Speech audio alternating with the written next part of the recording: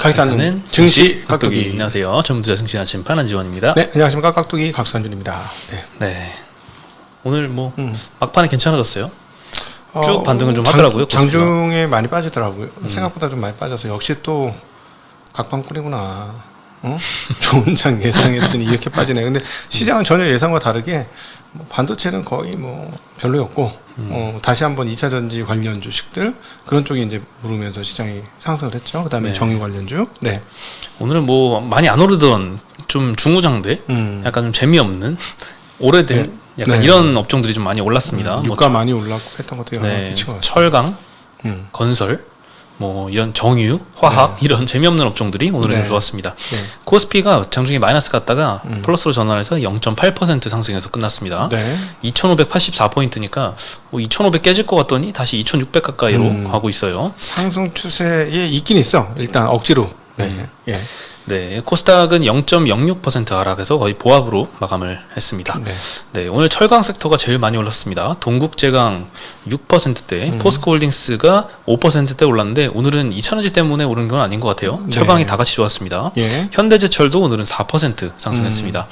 화학 섹터가 그 다음이었는데요. 효성 TNC가 무려 13%. 효성만 이렇게 많이 오른 줄 알았더니 대한유와 금호석유, 뭐 효성첨단소재, 롯데케미칼, SO일까지 다 5% 이상씩 급등했습니다. 만약에 중국의 그 PPI가 아주 높게 나온다면 플러스까지 나온다면 뭐 가능한 시나리오긴 해요. 그죠?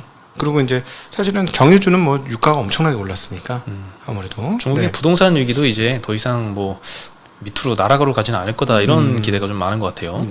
건설주도 반등했습니다. 삼부토건이 6%, GS건설, 현대건설, DL건설, DLENC도 다 2% 내외로 상승을 했습니다.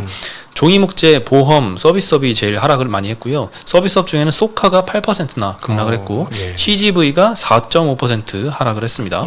여기는 이제 발행가가 확정이 됐어요. 이상증자 대규모로 했었잖아요.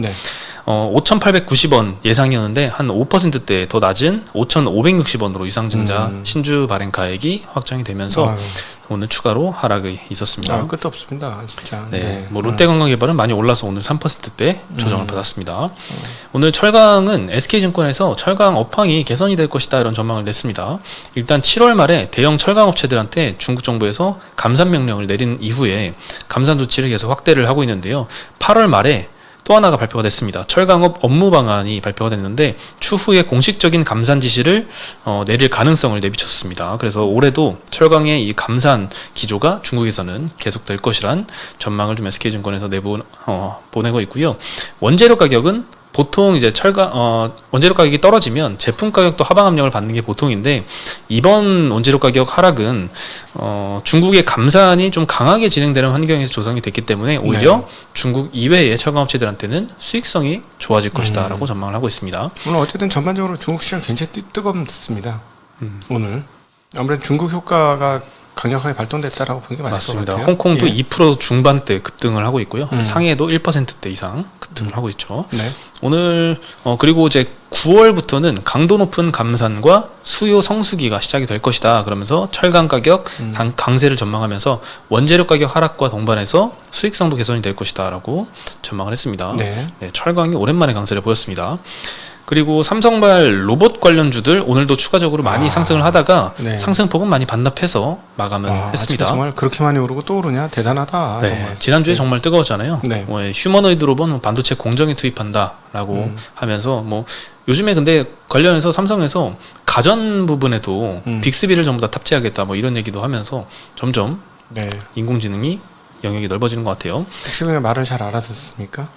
말 잘 알아듣습니다. 그래요? 시리는 잘 못 알아듣는데 쓸데없는 하고.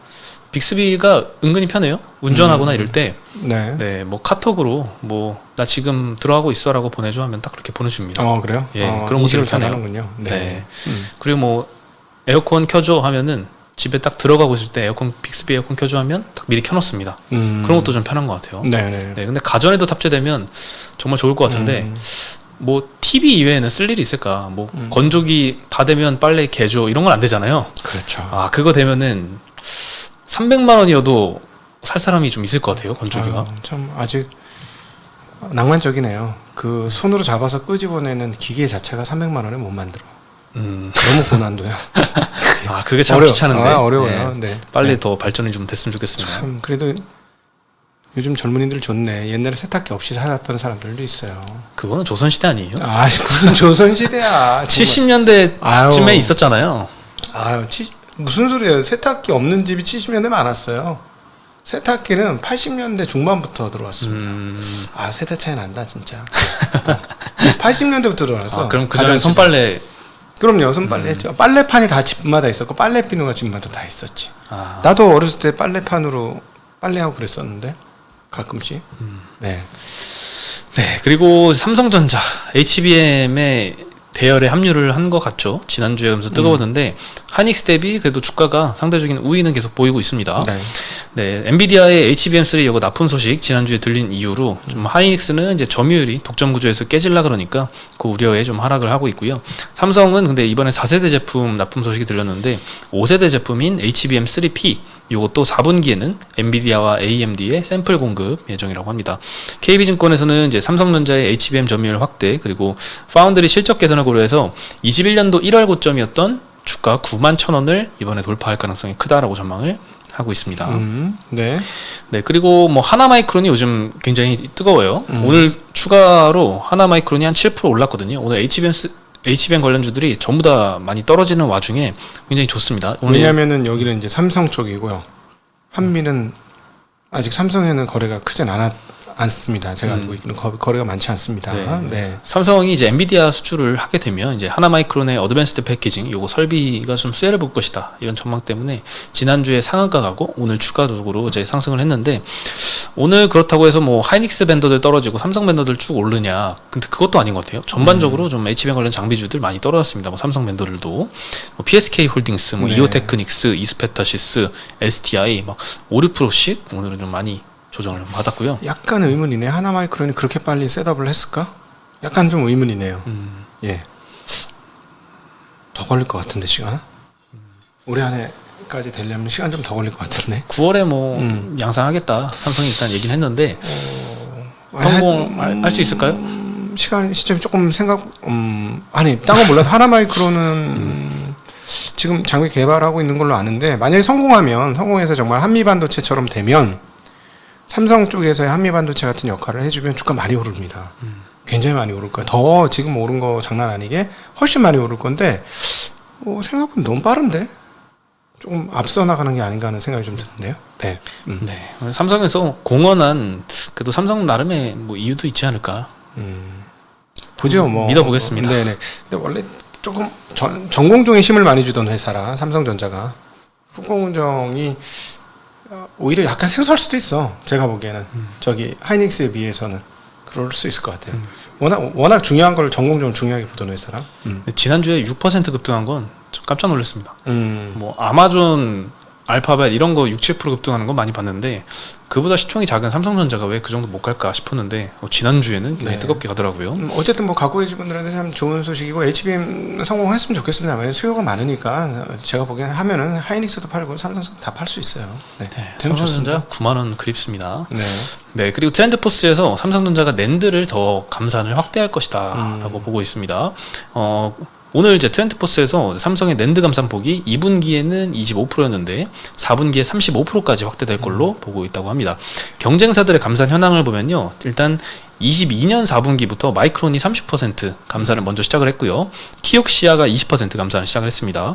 그리고 올해 1분기부터 하이닉스 15%, 웨스턴 디지털도 15% 감산 결정을 했고 하이닉스는 하반기에 5에서 10% 추가 감산할 예정이고 삼성전자도 뭐 계속 하고 있는데 하반기에 또 추가 감산할 예정이라고 하니까 여전히 재고가 많은 것 같아요. 낸드 재고 수준은 여전히 한 20주 정도 재고가 갖고 있고 적정 재고는 5주에서 한 6주 정도니까 여전히 많이 있긴 합니다.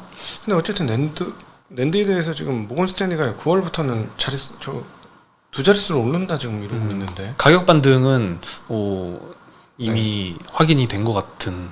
예, 한국 수출도 7월 달, 8월 달이 같아요. 낸드 가격 평균 그 가격이. 가격 바텀은 찍어도 네, 뭐 적정 재고는 여전히 많을 수 있고 뭐 감산 뭐 결정을 하면 더 이제 업황 반등이 좀 더 빨리 다가오지 않을까. 네. 오늘 그래도 감산 소식에 소부장들은 좀 약했던 것 같습니다. 네. 네, 그리고 전기차 테슬라가 모델 S, 모델 X 중국 판매가를 또 인하를 했습니다. 9월 1일 날 결정을 했고요. 큰 폭으로 내렸습니다. 네, 모델 S는 한국 돈으로 한 1,000만 원 정도 인하를 해서 1억 2,700만 원 정도. 네. 모델 X는 1,800만 원 정도 내려서 1억 3,400만 원. 네. 미국 돈으로 8만 달러. 네. 많이 내렸어요. 5인승. 많이 내렸습니다. 지금 연초 대비 10만 달러가 넘었어. 근데 이 엄청나게 가격 내려 모델 X의 경우. 네. 그래서 야 이거 모델 X 사야 돼? 이런 생각이 들다가 갑자기 무슨 생각 들었는지 아세요? 무슨 생각이? 전기 제품 오래 기다리면 가격 더 떨어지지. 전자제품? 참아야 되겠다. 이거 어디까지 떨어질지 모르겠다. 근데 테슬라는 그게 그렇게 안 될 것이다라고 본 게 OTA잖아요. 네. 네. 근데 OTA도 지금 가격 조금 떨어졌어요. 그 FSD도. 가격도 그러니까, 내리고 있죠. 이거 처음이야. 이런 일은 처음이라서 야 이거 뭐냐 뭐 이런 생각이 들면서 다른 업체들은 이렇게 되면 굉장히 어려워질 것 같습니다. 네. 예. 따라서 예. 내릴 수밖에 없겠네요. 다른 그러니까 마진이 업체들도. 없어지는 거예요. 내연기관에 그 마진이 없어질 뿐만 아니라 적자가 더 커지는 거죠. 그러면은 전반적으로 조금 상당히 어려울 거고, 그다음에 가격을 인하하기 위해서 LFP 배터리를 더 써야 되는 거 아닌가 하는 생각도 들게 됩니다. 예. 근데 결국에는 이 전기차 수요가 그만큼 예상보다 안 따라주니까 가격을 내리는 거잖아요. 비싸서 안 사는 거야. 비싸서 안 사는 거다. 비싸서 안 사는 거죠. 네. 결국 그러면 내연기관 사나요? 내연기관 훨씬 싸죠. 왜냐면 계산을 해보면은 내연기관 사면은 이거 10년 동안 기름값 해보면 현재 기름값에서 전기차하고 가격 차면 기름값도 다 커버 되겠는데 뭐 이런 생각 들잖아요. 그럼 초기 비용이 적고 하니까 그런 계산 충분히 할 수 있죠. 근데 난 그래도 이제 환경을 생각하고 이런 분들은 살 수 있겠지만 쉽진 않죠. 그게. 네. 네. 근데 이제 유가는 계속 올라가고 있어서 내연기관도 부담이 좀 올라가는 것 같아요. 어쨌든 그 전기차에서 BRD의 약진이 굉장히 크고요. 지금 저는 진짜 궁금한 게 이번에 한국에 들어오는 모델 Y 후륜 구동이 도대체 한국 기준으로 몇 킬로 정도를 탈 것이냐 너무 궁금해 지금. 실제로 나오는 걸 봐야 되겠어요. 현장에서. 그래서 만에 하나 400킬로 찍으면 이게 좀 심각한 문제예요. 못 찍을 거라고 봅니다만 만에 하나 찍으면 좀 심각합니다. 다른 업체들한테요? 전부 LFP로 전환되기 시작할 거예요. 꽤 많은 차들이. 예. 네. 그래서 한국 배터리 업체들도 LFP를 많이 투자를 하고 증설을 하고. 근데 결정하겠죠. 이미 저쪽은 거의 덤핑 쳐도 될 만큼 지금 설비 증설이 된 상태고, 그다음 시간이 지나면 어떻게 우리가 중국을 이길 수 있겠어요? 못 이겨요. LFP는 중국 못 이깁니다. 왜냐하면 쟤네는 무조건 설비 증설했다면 무조건 과잉이야. 우리 지금 저기 화학 관련도 보시면 아시잖아요. 쟤네 딱 만든 거는 롯데케미칼 다 넘어갔죠. 지금 팔라고 내놨는데 공장.